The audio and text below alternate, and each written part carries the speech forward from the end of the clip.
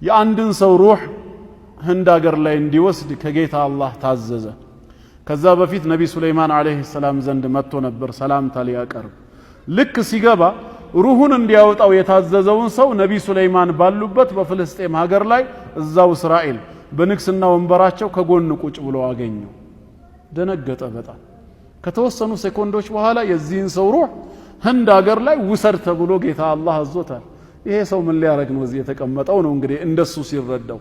ለነቢ ሱለይማን አለይሂ ሰላም መቅረብ ያለበትን ሰላምታ ካቀረበ በኋላ ወጣ የጌታውን ትእዛዝ ጠብቆ።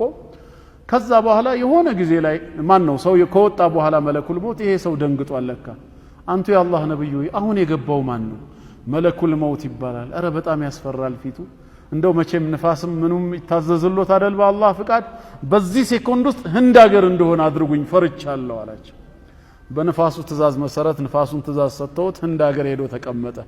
በሌላ ጊዜ መለኩል ሞት እሳቸው ጋር ሲመጣ ሱለይማን ጋር ባለፈው ስትመጣ ፊት ተቀይሮ ነበር በሰላም ነው ወይ ሲለው አይ የሆነን ሰው ሩህ አላህ እንዲወስደው ህንድ አገር ላይ አዞኝ ነበር፣ አንተ ጋር ስመጣ እሱ ከጎን ሆኜ ሳገኘው ገርሞኝ ነው አለ።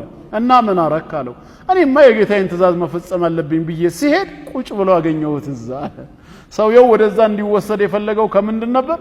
ከሞት ሊያመልጥ ነበር። ነገር ግን ምን ሆነ? ሄዶ ቁጭ ብሎ ሞትን ጠበቀ። አንድ ደግሞ የሚወራ ቀልድ አለ። መቼም እኛ አናምንም፣ መለኩል ሞት የሚሸወድ ጌታ አይደለም።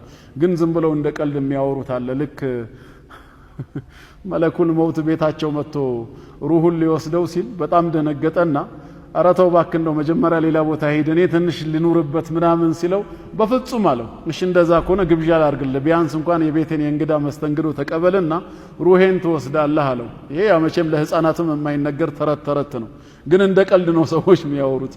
ከዛ የሆነ መጠጥ ወተት አመጣለትና ነገር ግን ራስን የሚያፈዝ ወይም ደግሞ የሚያዞር የሆነ ነገር ውስጥ ጨምሮ ሰጠው አሉ መለኩል ሞት። ከዛ ለመለኩል ሞት ሲሰጠውና ሲጠጣው ራሱን ሳተ ይላል። ወዲያው መዝገቡን ተቀበለውና የሱ ተራ ደርሷል ነበር ሰረዘውና የሱን ስም መጨረሻ ላይ ያረገው ከአላህ ኸልቆች ኋላ እንዲወሰድ።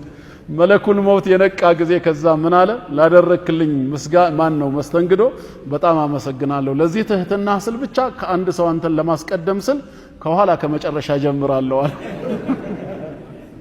መጨረሻ ላይ የማን ነበር የተጻፈው?